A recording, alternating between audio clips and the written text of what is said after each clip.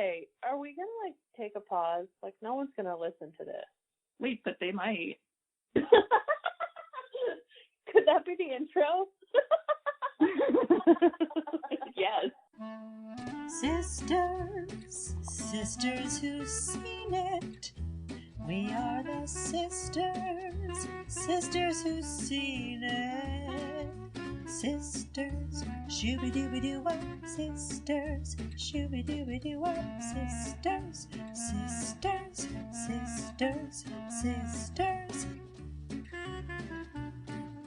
Sisters who've seen it. We are the Sisters Who've Seen It, the podcast where two sisters who are not movie critics look back on some of our favorites throughout the years through a psychological, ethical, and familial lens.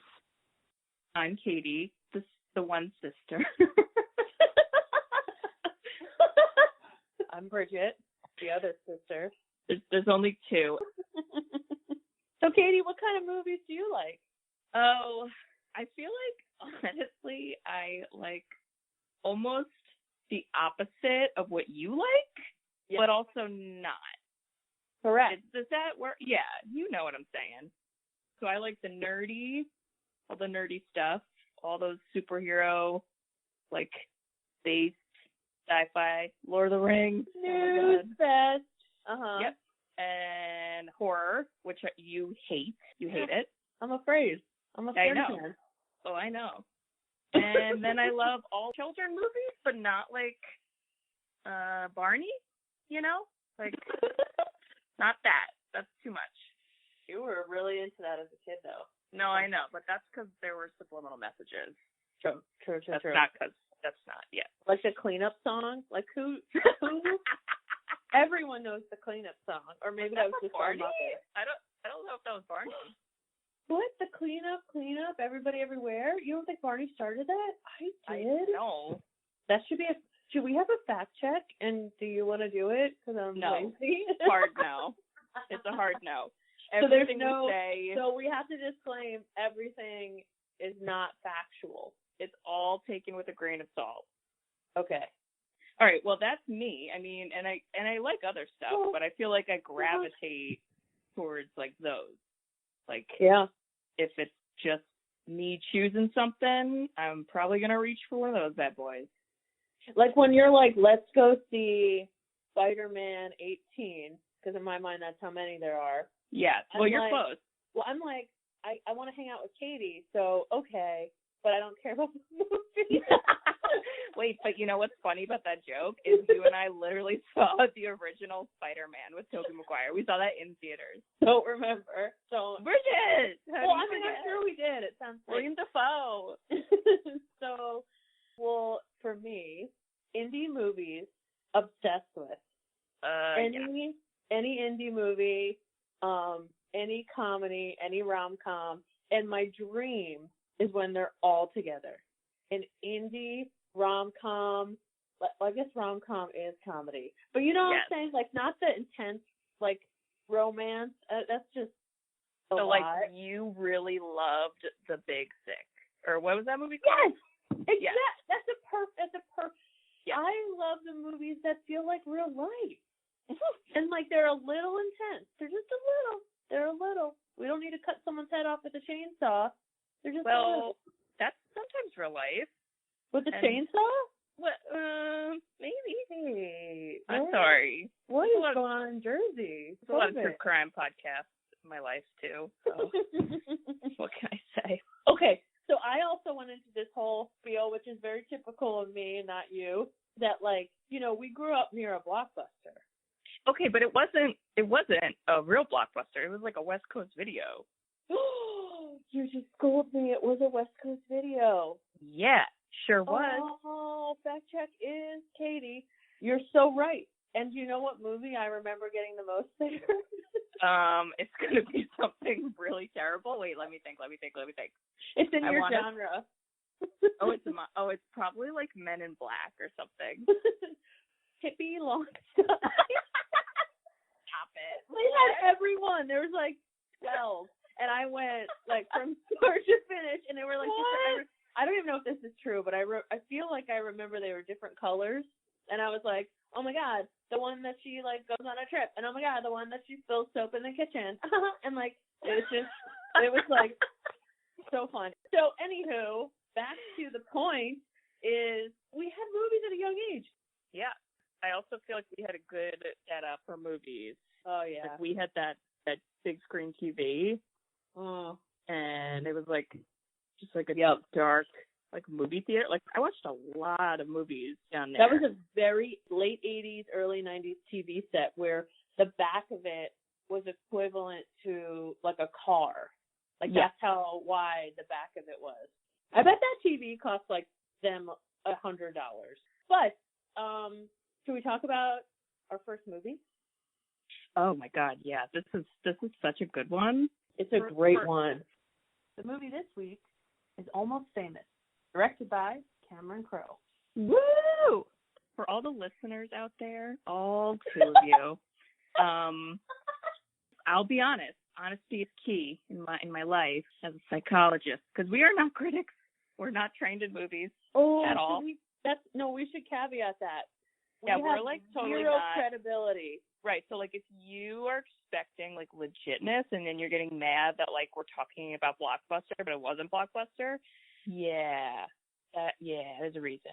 Like we aspire to be Siskel and Ebert. I'll tell you, my dream job is still to be the person who creates movie trailers, like Cameron Diaz in The Holiday. Like that's what I want to do. I mean, oh my God, I think if you really believe it, you can achieve it. I think Barney said that. Definitely, for sure. So we're not credible. Yeah. So we're fun though. So stick around. Hang on out. Have you thought about your voice? Oh, don't make me. You're gonna make me? I don't know, because so this is the thing. I think we should just expose it, because in my mind we're a nasally family. I was told by a woman who I went on a job interview with at a spa, like, who am I? What was I thinking? Wow. That was set up by Jimmy, by the way, who is our brother, our older brother. Wow. And the woman flat out said, you sound like a guy, so you're going to have to talk a little high-pitched.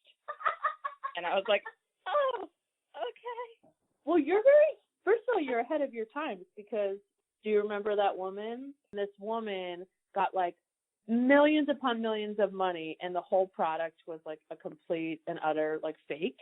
And she is, I think, in jail or going to jail. But the whole thing that they said that convinced all of these people to give her money was she deepened her voice. Oh my God. So you're ahead of your time. Fun fact. Is it bad, or is our society the worst? Let me know. False. No. True. Today's opposite day. So we were going to talk about the movie we did. Oh, yeah. Okay. So what I was saying before I went on a tangent was I kind of picked the movie, but I picked it because I thought of you. Oh. Because this, I know, is your favorite movie, right? You're starting the first episode describing my favorite movie. I mean, I'm almost nervous to say yes, but it's like top 5. And the reason I say top 5, I don't know if it's timely. And so rewatching it as part of this experiment was interesting. Well, but okay. I loved it as a kid.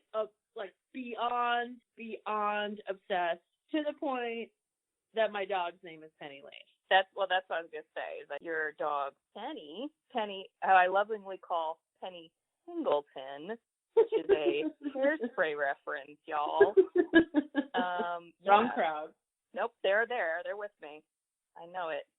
But it's funny you say that, because I feel like when I was watching this movie, all I kept thinking about was, this is like such a movie for teenagers. And not young teens. I'm thinking like 17, 18, where you think that, you're on top of the world and you know everything, and like, adults don't understand. Like, oh my God, there are there's only, 2 teenagers technically in this movie. It's the main people. And they act like that. And then the adults act like teenagers. And it was very interesting to rewatch this now. It was, post Me Too. Yeah. Post Me Too movie. Should we summarize the movie for somebody that has not seen Almost Famous? Yeah, I feel like we kind of should do that. So I'll take a stab. So, okay. It's interesting that it starts off with this kid who is actually like an 11-year-old, and it shows how he grows up, and he's on, the edge of society. His mom's a professor. He's very intelligent, but he wants to be cool and doesn't know how he fits in. His sister gives him a bunch of records and makes him fall in love with music, and that puts him into this world where he's obsessed with rock and roll, but he's kind of stuck in time because it's in, I think it was like 1969. Was that the year? Oh, I think it was like the 70s. Was it the 70s? Where like rock and roll was dying. And so it was kind of, everybody was like, hey, this is the end of an era. And he was kind of obsessed with being this rock journalist. Gets his big break, goes on the road with a band, kind of grows up fast, and does wild things, but is also trying to be a professional and is kind of, fooling everybody that he's older than he is when he really isn't. And it's about growing up and learning about life. And, I think at the end, the point is, everybody's just trying to make it work in the thing that they love, and life's a bitch. That's my synopsis. Wow, I love that. That was great. Oh, good. Okay, cool. That's like totally different than what I was going to say. What would you, actually, this could be interesting. How would you summarize it without, like, what I just said? What would you do? Okay. So I agree with the whole beginning. He's a little kid. He is kind of like raised by like, not like a tiger mom, but she's like, totally got tight grip on him. Gosh, don't talk to those people. There's literally a quote from the mom early in the movie where she goes, they're on pop. That's what we're dealing with. And it's just because she loves him. And so he lies to him about how old he is. And he's in middle school, but he's really like should be in elementary school. So that's kind of like a thing, but it doesn't go super far. And then there's contention with the older sister. She doesn't get along with the mom, so she leaves, and she leaves all her music with him, and then he gets into music. And so now he's trying to be a writer, and he gets a opportunity to go write about this band that's kind of popular, question mark? And good tidbit. I missed that. Yep. Yeah, like that isn't as explained very well. But so he basically, that's his first task. And then that turns into him. Well, no, actually, he is supposed to interview a big band. He's supposed to interview Black Sabbath. But he doesn't end up doing that. He ends up getting hooked up with this band that is maybe popular but not. And it's basically from there he gets roped into touring with them, and he gets an opportunity from Rolling Stone. They hear about it. They want him to write a piece in the band, and all he basically has to do is get an interview. And the whole movie, it keeps getting thrown because he's trying to interview the one band member, the guitarist, and he just keeps deflecting and deferring. So he ends up staying a lot longer than he anticipated. He's still in high school, and so that's kind of like that. And then there is like a rom-com piece to it. So there's kind of like a love story, but it's not very lovely, in my opinion. It's not. Kind of sad. So I obviously remembered it as like one of my favorite movies. Now rewatching it, it's still a good movie, but I got a little cringy at some of the scenes, and it's not that I wouldn't watch it again, but I wouldn't maybe put it in my favorite list again, as in like top 3. Like I moved to top 5 when we talked. See, I have theories about that though. Let's go. What do you got? Okay, because what I said is this movie was made for teenagers. Yeah, you're right. You're spot on. And if you think about the whole plot line with Penny, it is such a teen perceptive storyline. So it's not a healthy relationship. It's total opposite. Mm-hmm. But to her, she's like, oh, he loves me. We love each other. Love is great. And like, you don't even see them having a conversation. This whole movie, there's not one scene aside from when the guitarist Russell calls her that they actually talk. Just those two characters. But again, the way that she is seeing it, she's seeing it as a teenager. It's a teenager in love where you're like, oh, they love me. I can fix them. She straight up says that. She says, he's my project. I'm going to fix him. I definitely wrote down that quote because I was like, wow, didn't remember and like, that. When you're older and not dated, hopefully you're not, you kind of learn like that's like not normal. Okay, so as a teenager, what would you rate it? Oh, as a teenager, it would be like the most amazing. You'd be like, oh, transcendent. Wow. Especially if you like music too, because I feel like music's great. There's good music. Good music. Maybe I don't really care for the original songs. I couldn't even tell you what one of those sounds like. So there's that. But the soundtrack is good. Mm-hmm. I wrote down when I was watching this in the beginning, the very beginning. It just starts off with the credits and somebody's like handwriting the title and like people's names. And the song is playing over the music. It sounds like a kazoo. Like I was picturing Kazoo Kid, and I didn't know. No! Oh my God! So this is where we're so different. That first song came on, and I immediately went to high school, and then it made me look up the movie. I'm like, when did this come out? 2000, which was my freshman year in high school. Okay, there you are. So you're spot on. It is designed for teenagers. AKA, I've always loved it. AKA, I was a teenager when I watched it. Yeah. Rewatching it, a little different. Also, okay, so did you like it? Like, did you think? Oh no, I do like it. I think it's very funny. I think it does a good job sticking to the point of everything. It's got very clear beginning, middle, end. And I love the ending. I just think it because it could have been so cliche. It could have been so easy for him to call Penny and then him and Penny and then wow, life is great, and then like whatever, and then like kind of maybe that's what changed Russell's mind to change the story, you know what I mean? But like they didn't do that, and it was just I love that part because it's such a good character arc. 100%. It's a good 100%. Penny. You know, because again, like Russell, like she ended. If you really think about it, like she says, like he's my project. Like she really does end up changing him because of that part. But what it means is she had to change herself. You know, she had to like deep, but she did like early. She like cut out of that whole lifestyle that she was clearly so sucked into. You know, she knew all these people and traveling and whatever. 100%. Yeah. You know, okay, so you're talking about the famous Penny Lane, Kate Hudson. Queen. I have a totally unfact-checked memory, which we have proven is not great, from Goldie Hawn, an interview where she said that she was so nervous for Kate Hudson to like get into acting. She always wanted to.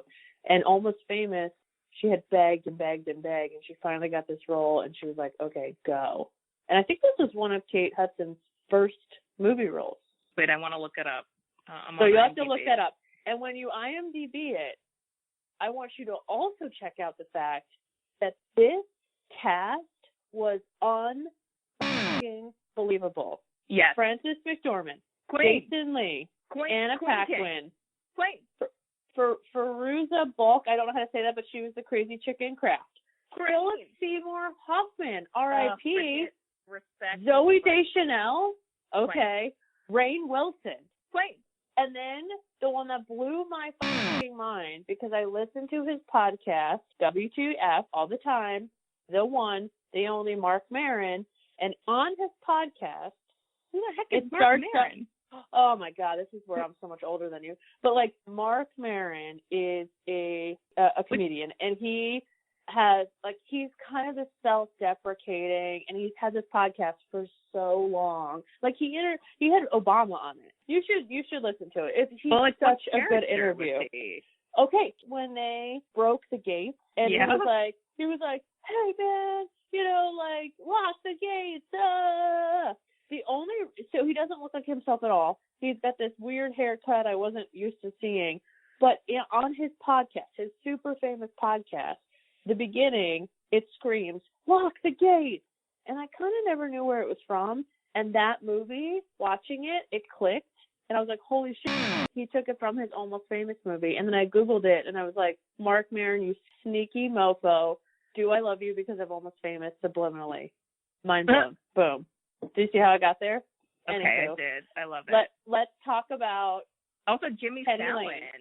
Jimmy Fallon. Oh my! Who, by the way, was a dick and apparently like had a hit and run with somebody and drove away, and that was like a weird plot line. So I want to read my notes for the part God. where he comes in, because I was just kind of writing it as we went. Okay, here we go. So here's the little paragraph. You ready? Do it. Okay. Dick kicked the girls out of the room for Jimmy Fallon. Quote, your manager needs a manager, unquote. Me. I keep thinking he's going to do a comedy bit. He's not. Respectfully, because he kept saying the word respectfully. He said it 8 times. Who thought that was good writing? I don't know. And this doesn't really have to do with Jimmy Fallon, but then I wrote, Penny was dancing alone barefoot in an empty concert hall. Woof. That's how you get black feet, girl. And apparently the director said that was his favorite scene in the whole movie. But like, hey, come on, you know better. You've been to concerts. You know what goes on. Wow, we don't see the same stuff in movies. None of this registered. My God. But then, then the turbulence scene, I wrote some other stuff, but for the Jimmy Fallon part, I wrote, Jimmy Fallon's character is a murderer. Oh my God, I wrote, OMG, Jimmy Fallon is a big dick in this movie. 3 exclamation points. Almost Famous made so many people, quote, famous. Love it. Oh my God. That would be a good t-shirt. Because it's true. It's true. It would catch on. If we catch on, that's going to be our first t-shirt. Is we were almost famous? Wait, what is it? No, the line is Almost Famous made so many people famous. Because the cast is unbelievable. Oh my God. And I forgot Jimmy Fallon was in it, and I was like, this movie is unbelievable. There's so many famous people that, like, Zooey Deschanel doesn't even look like the Zooey Deschanel we know. Like, so what? I Jason Lee? What? Like, so many. I know. Jason Lee kills me. I feel like Jason Lee always plays like a smartass. Well, I guess he's kind of a smartass in this movie, but I don't know. He has swagger in this, and I don't like using that word, Bridget, but I used it. So that's how you know. Okay. Yeah. But for Zooey Deschanel, I forgot she was in this. I know. It's she not doesn't like look herself. Well, it's not like a big role either. No, it's not. Like, I knew he is his sister, but she's not a main person. And then at one point, I think it was more towards the end, where she was in the flight attendant suit and she sees him at the airport. I wrote a note that says, was Zoe only cast in this role because she looks like she was born in the 70s? 1,000%. Those eyeballs are proportionally bigger than her nose and her mouth, and those bangs are also proportionally bigger than the rest of her face. I forgot one of. Oh no, I said his name. See, my memory's creeping up. I thought I forgot to say Philip Seymour Hoffman, but I did.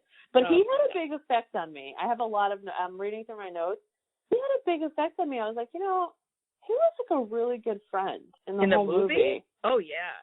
Yeah, he was, when I first watched it as a teenager, I remember thinking, this guy's such a jerk. Like, he could be, like, famous with rock stars, and, like, oh my God, this guy's always just giving him the real, like, truth. What an asshole.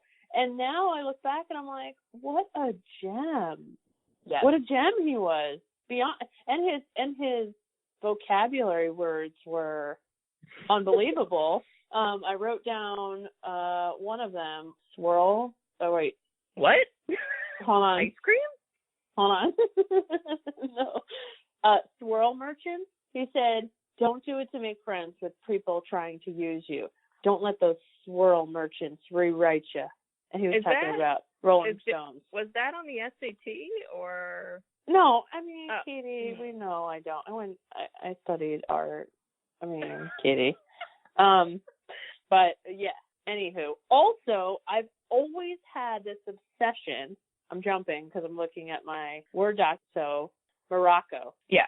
I always was obsessed with going to Morocco, and I had this joke of, like, the man who's going to propose to me is going to go to Morocco and get a ring, because, I don't know, I live in a fucking fantasy world. And did Modes do that, or? No. Why would I make him do that? Ew, gross. Divorce. Did you just give me a divorce curse on our first podcast episode? Ew. Nope. No, I love Modes. Don't divorce him. But, like, where the fuck did Morocco come from? So, anyway, it's funny. You talked about how she did end up changing him as a project, but she also ended up changing herself. And I really zoned in on her being like, I want to have a whole new life, and I want to go to Morocco. And so she just wanted to get out of it. And everything in the movie they said was, like, advice they never followed. She's like, We're not groupies, we're Band-Aids, and, we don't fall in love. Like, we like the music. It's not about, like, being in love. We're a fan. And, William believed it, but, like, it wasn't true. And then everybody, that foreshadowing, Cameron Crowe, man, foreshadowing left and right. And Morocco was, like, the whole foreshadowing throughout the movie. Like, I just had to get out. We could be different people and different clothes. And it's like, oh my God, my heart was breaking. Like, okay. And then we have to talk about, I'm gonna get on a soapbox that I've already been on. I have a seat. Do we think she was 16? Like, her character was 16? Okay, but for reals, I don't remember that part. And so when that scene happened, I was like, oh. Wasn't it creepy? Ew, it was so creepy. And, like, let's set the scene. Set the scene for people that maybe don't remember it. Set the scene. And it's a good scene. Like, it is a good scene. It's funny. She's good too. I was like, wow, she is born to be an actress. So it's like she just met William. They're both, like, backstage. They just got backstage. She knows people, but she decides to, like, humor him, and he doesn't know anyone. So she goes up to him to talk with him, and they're sitting there, and she goes, so how old are we? And he goes, 18, like, right away, not missing a beat. And then she goes, oh, me too. But how old are we really? And then he goes, okay, 17. And he kind of, like, knocks it down. And it's the same thing. She just repeats it until they get to 16. And then she stops. And then he kind of interrupts her, and he's like, oh, no, I'm 15. And he was like, what? But, like, she's... So, and then the post Me Too, but also just being, like, a healthy, aware human made me see the entire movie after that differently. Yeah. The entire movie, I was like, oh, because all her friends, who when you first, they meet him outside and they explain they're not groupies, they're Band-Aids, and they only give love, not sex. They, in my mind, all seem the same age. And then they talk about how Penny Lane is a god and she's famous and she started this era. And once I learned her age, I was like, at what age did she start this history of herself? Like 12? Oh, God. Isn't that horrifying? Like, they're like, yeah, Penny Lane, like, created Band-Aids. And, she's, like, show some respect. Like, she's been around forever, the famous. And in my mind, I'm like, how gross and young was she? And, oh my God, these men who, by the way, so 2000, when this came out, was also, I believe, like the Dawson's Creek era. I'll have to fact check me on that. Sorry. That just happens when I hear it. Oh, okay, here we go. 1998, 6 seasons. Yep, I'm on it. And the joke was that everybody looked older than they were. Yes. But for some reason in this movie, the women looked like they were like teenagers, and the men looked like they were like 30 to 40. And it was super creepy. Yeah, I feel like the guys were not that old. I pictured them as early to mid 20s, which is not okay. Wow. Like, it's not okay, but like that's kind of how I saw it. Wow, I said like 30s to 40s. Do you think that's because we just project our own ages? No, I think it's because it was the 70s and they had weird hairstyles and weird mustaches were hip and cool. So like when you see a mustache, you think it's Bob from down the lane from Bob's Burgers. Yes, I didn't even think of that, but my brain clearly did. So you're right. And like in the 70s, it wasn't. That was a cool thing to have. So I don't know. I mean, I guess we don't really know. We never find out. We know they're old enough to drink, but then again, Penny wasn't, and she was still drinking. So it's fine. It's all fine. Should we say the famous Penny Lane quote? Do you know what this quote was? Wait, I wrote a lot down. Because is it like, never taken seriously? Oh yeah, when AIM came out, computers arised back in the day, and you could chat with other people, and it was that long. And you finally were like, "Oh my God, hey Liz, it's Bridget. What's up?" And they were like, nothing. Was up. And they were like, nothing. You. And you're like, nothing. Whoa, technology. I remember, I feel like putting this quote on my AIM status. Like, I'm away, quote. And then I could read it. But I don't want to read it unless you wrote it down. So let's talk. Is it not the never take it seriously? It was. Do you know the whole line? Because I just wrote never beautifully take it written. Seriously. Oh, Katie. Okay, I'm gonna help people. All right, school me. So, and I'm gonna get in my Kate Hudson mode. So here's the quote. I always tell the girls, never take it seriously. If you never take it seriously, you never get hurt. You never get hurt. You always have fun. And if you ever get lonely, just go to the record store, visit your friends. Such a teenager quote.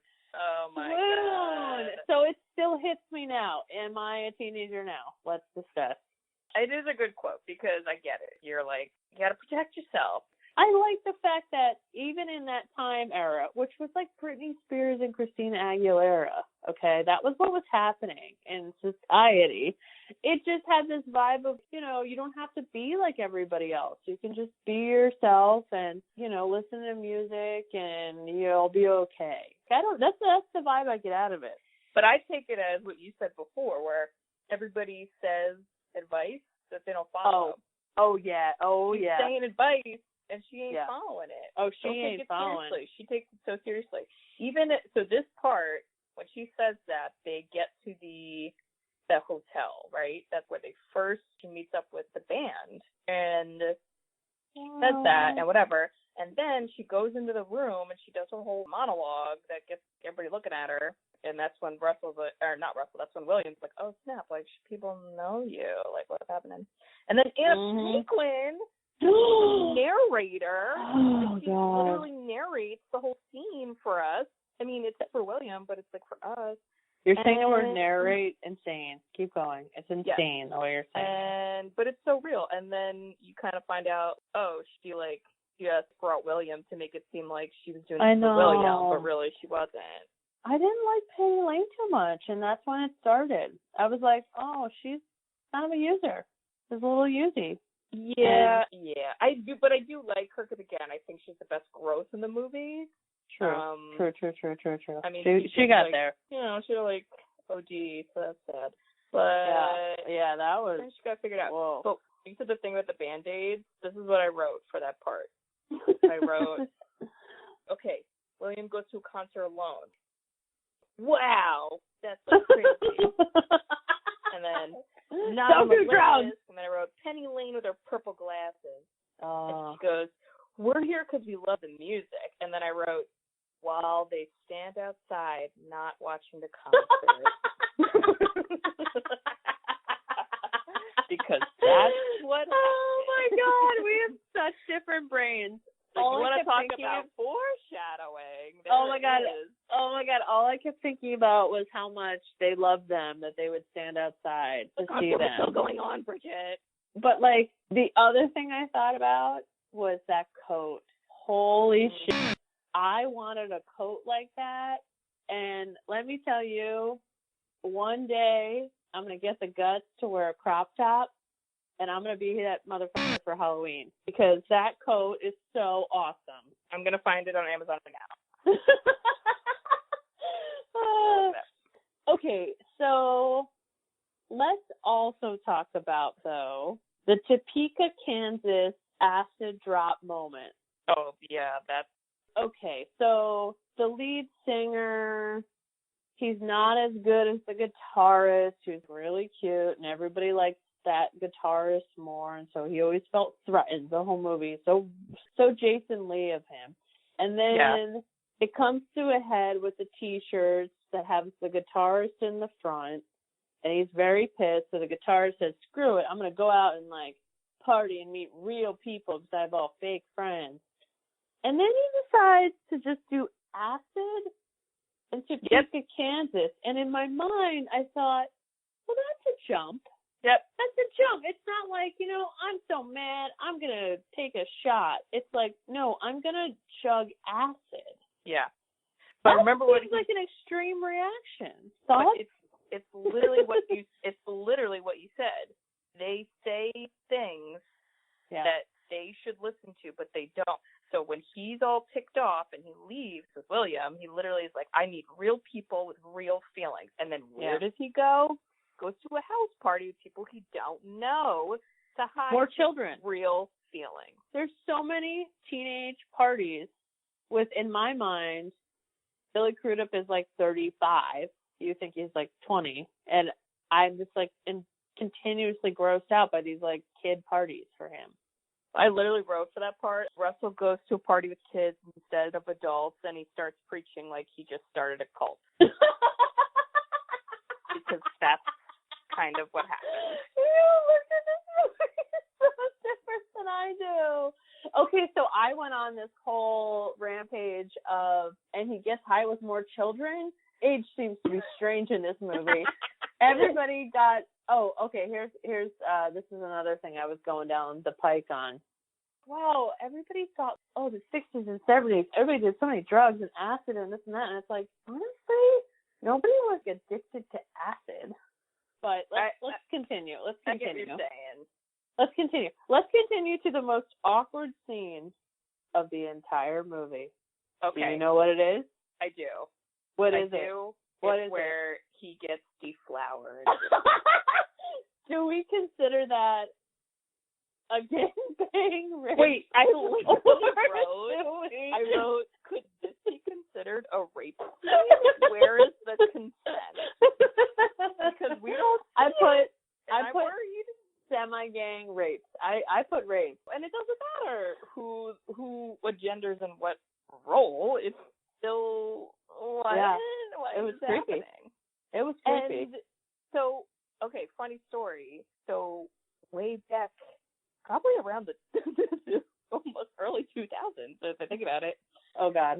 When I did acting back in the day, there is a really unbelievable headshot that if you don't have saved, I had red living highlights. Like, not even like the hair was red, like just highlights. I don't know who thought that was a good idea for me to do, but it happened.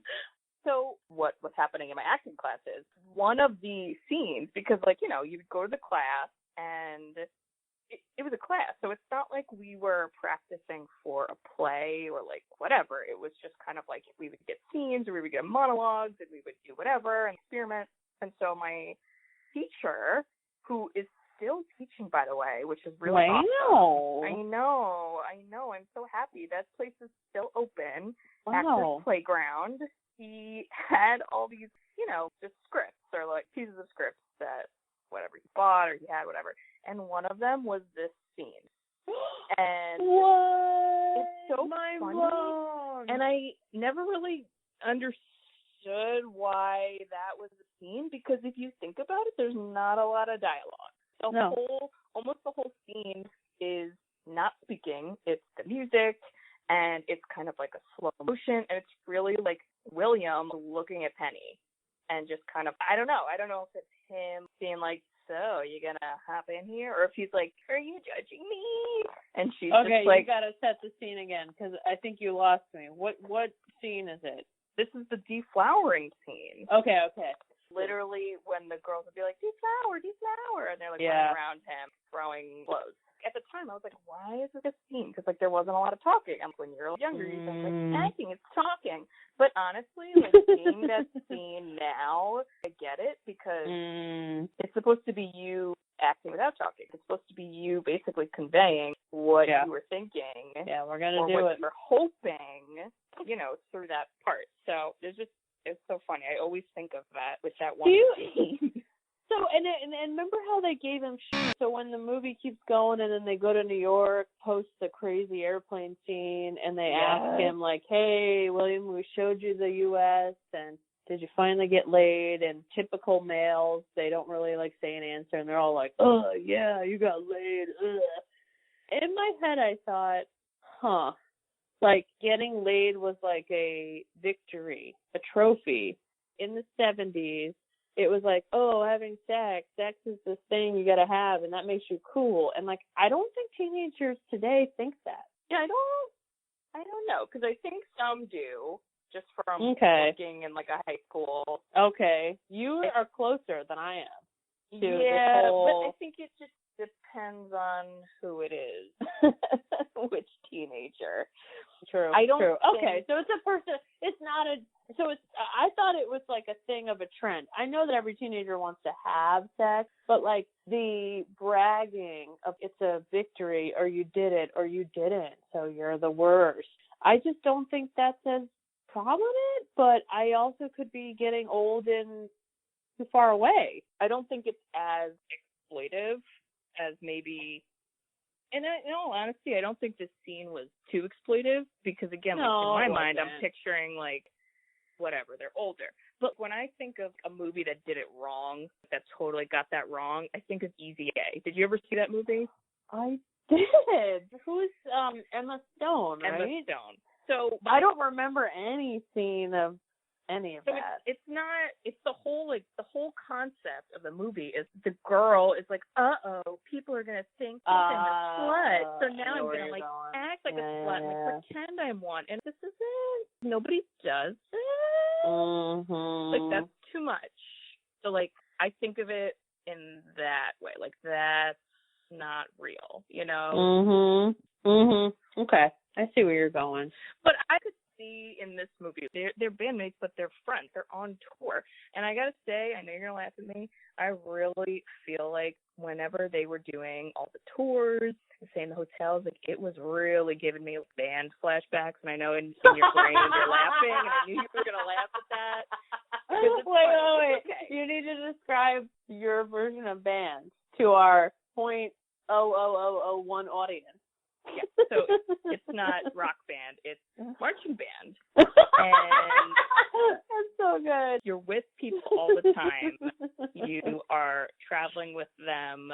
You are spending so much time where your real life disappears. You don't really, and that's what happens, even with William. His real life, his school, his mom, it all disappears. And not because he doesn't want it to, but just because it's hard. It's hard to like keep that going. And there's even a line that Russell says when they're at one of the hotels. I think it's the scene trying to find my notes. I think it's the scene where they auction off Penny. Yeah, here it is. Oh, for and he's a like pack of Heineken, and Russell goes, everybody's trying to not go home. Because when you're in that world or on that trip or whatever, it's totally different. I got that. You get so sucked into it, and then when you know it's ending, you're like, oh, snap, like, it's going to change. I'm not going to see these people. I may not even talk to these people because it's just so different, I guess. Yeah. But I think that's a lot of what the point of this movie is it's kind of, you have these people who they see it like, this is the best, and life is the best when we're doing this. When in reality, it's very self-destructive.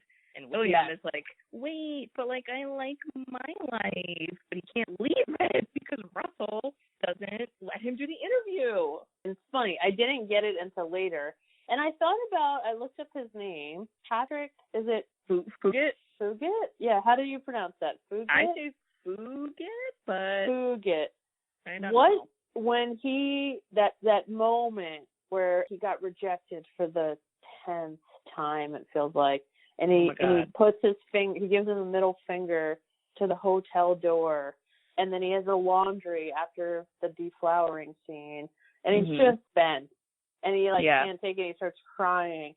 I was like, this fucking dude should have got some award, because he was an unbelievable actor this whole movie. Yeah. And I'm like, where's that credit? And did he get it? No. Look that up. I don't even think he was Kate unbelievable. Hudson didn't even win anything. Yeah, he was unbelievable. That scene made me think, wow, I'm like, the best acting in my mind is when you feel things like fast. And I felt it so fast. I was like, oh my God, I am believing it. He is so good. Yeah. Oh my God. And Frances McDormand was like right second to that. But yeah. Okay, let me ask you this. What's your favorite scene of all time? Of the movie. All time, sorry. Of all time. The movie. All-time movie? All-time movie. So I think it might be the ending one where Russell finally at William's place. I gotta be honest, I kind of was mad when I was watching the ending because I know what happened. I've seen it. But a lot of the important stuff happens like off screen. So like we never see a scene where Russell's like, I never said any of that. It's all made up. Like I know. Saw that, Yeah, like, you're really right. You're spot on. Me. It bugs me because I didn't think of that. It bugs me because after the airplane scene, they are walking in the terminal where they finally landed. They're safe, and everyone's quiet because it's awkward. And Russell's walking ahead of William, and William stops because William is obviously like, okay, I'm going somewhere else. We're done. And none of the other band members stop. Nobody gives a crap about William. They don't even notice. They just keep going. And Russell's the only one that stops. He turns around and he goes, write what you want. Yeah.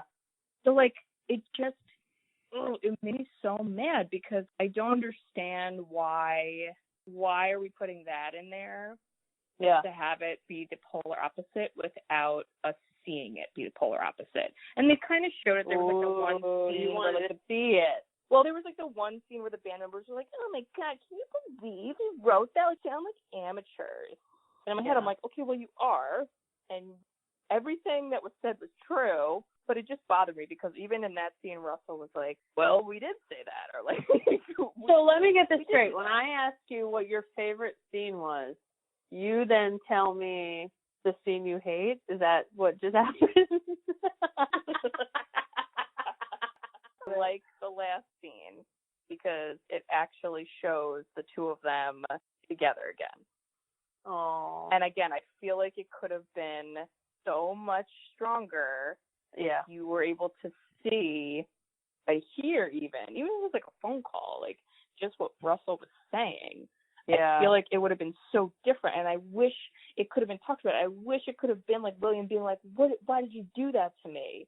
And it's not, and it's fine because it's still good, it's still like a reconciliation. But that's what makes me think he's so much older. Is he has this lens of this kid, what a kid. You know, I gotta grow up. I can't complain about everything. I gotta take some accountability as the adult in the room.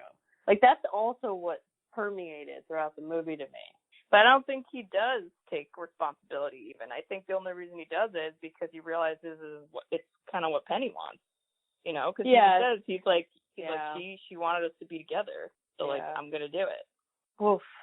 So you love that. You like the I do love it. I also love Tiny Dancer. That's like oh God. It happens at multiple times in the movie, which also this is also random, but the music was playing when this happened. There is the name Almost Famous in this movie. Did you catch it? Mhm. Where'd you catch it? On the bus. Ooh! Never in my life have I seen that until today. Oh, that's never funny. caught that. Never caught that. Did you catch that? I mean, it's such a dumb detail, but I don't know if I did before this time, but I noticed it this time. I had a really weird reaction to my favorite scene, which was when actually she was getting her stomach pumped.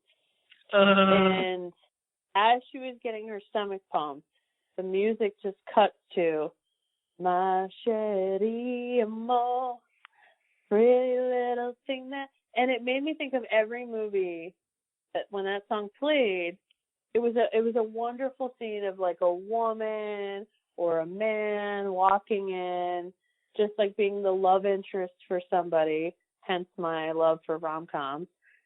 And then this movie, it was like he still loved her even when she was so flawed.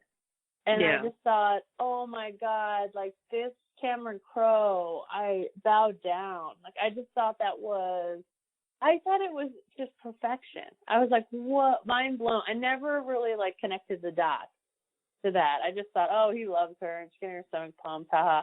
But it's just like, can every woman or man be loved like how Penny Lane is loved by William? Doesn't everyone deserve that? My God.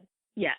He loves her so wholesomely, angelically, like just true kindness. Well, even the fact that he like follows her because I know. Nobody cared. Right. Totally. But it's like the trend. Like nobody cares. Nobody cares. Nobody cares for William and Penny. They care, but nobody else cares. Oh my God. But he like follows her, and it was just Thought you would, yeah. I wrote my notes for that is I go, okay, Penny ODs on Quaaludes. William misses his graduation for this shit. He tells Penny he loves her while she's dying, dude. And then I go, thank God for the timing, doctors. Because I'm not even kidding. It was like, wow, what great timing. Here you guys are after I said all the important things I need to say. Take her. Yeah. He says, which just ruins the scene, but he's like, God, I'm so nervous to say this. Why am I nervous? You won't remember it. And then he's like, I love you, and kisses her. I'm like, dude, that's literally Bill Cosby's like entire testimony. Like, she's dying. He's like, you won't remember it. Fuck her up. Okay. So my only final comment we didn't talk about was something that I realized when Mom sent all of my yearbooks. And in all my yearbooks, everybody made jokes about people being gay. Like, it was like, hey, what's up? It's Susan. Math class was fun. I'm not gay, though. LOL. And the whole book, I was like, wow, crazy homophobia, like 2000 to 2004. Oh, my God. And in this movie, the drummer, do you remember the scene? Yep. And he's in the air, and he's like, I'm gay. And then immediately it goes to them surviving. And in my mind, he has the biggest shame about saying he's gay. And it made me so sad to think, like, why did that have to be a joke of the movie? It's just, we're seeing it differently now. It made me like, oh my God, can you imagine being gay? Like, that's just a joke. It's so sad. And it's also, my little heart broke. You know what's also sad? That's that character's only line in the movie. Holy shit. He don't say squat. Wow. That's literally the only words he says. You just blew my mind. Yep. You blew my mind. Yep. Okay, so we need to wrap this up, but we can't wrap this up without two things. One, Dad's quote, and you have to say it in his accent. And two, the next movie, and I had a good idea, which is you suggested a movie that I would like. I'm going to suggest a movie that I think you'll like. Okay. But we should start with Dad's quote first. Okay. And anything else you didn't share about the movie, I don't want to cut you off too early, but I'm getting tired. Okay. Honesty is key. So, yeah. What did Dad say? Dad's quote was not as funny as I would have wanted. Can he do it in his accent, though? Yeah, I almost think it would have worked if I was video recording it, because, he's got the best Rodney reaction. Dangerfield. Yeah, his eyeballs do so, stuff. I'm Nobody knows doing that, but, yeah. the voice recorder can't pick that up. So I started recording. I said, hey, I'm recording you. Can I ask you a question? And so he makes his face. He's like, sure. Like, okay. I go, have you seen the movie Almost Famous? And he goes, no. That's okay. And I go, well, what do you think it's about? He goes, about people being almost famous. You go, yep. He's okay. so mad at you. He's like, go away. So who do you think is almost famous? Like what kind of people? And he was like, rock stars. Oh, ding, ding, look ding. at him. Impressive. So not the best reaction. Not the best. Not the best. Could have been better. But well, we also should tell people that Dad only likes B movies. And by B movies, I mean not the Disney or Pixar B movie.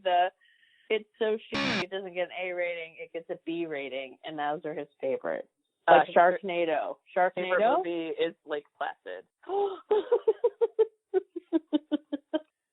So, do you want to hear the movie we should watch next? And I'm open to suggestions if you don't like it. Okay. So it's not like it has to be this. I'm going to go with, I know you have the Marvels, and I know you have the horrors and the sci-fi, but you also like kid family movies, and I'm going in the kid family. Okay. Era. The movie is Babe. If I had words to make a day for you.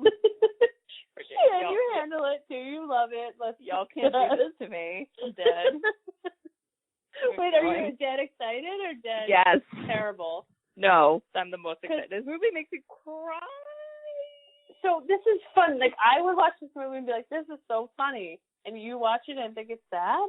It is sad. What are you talking about? It's sad is.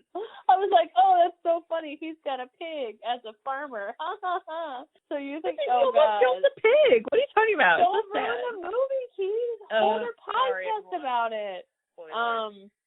Okay, well. That's the show. We'll see you next week. That's the show. And listen, if this takes off and someone listens to it, we'll actually be famous. And if nobody listens to it, but what were we, Katie? We were almost famous. Bye, everybody. We love you. Woo! If you made it to the end of this episode, congratulations. Because that recording was the worst. So good job for you. Next week, it's going to sound like this. So get excited. Follow us on Instagram at Sisters Who Seen It. And check out our website at sisterswhoseenit.buzzsprout.com. See you next week.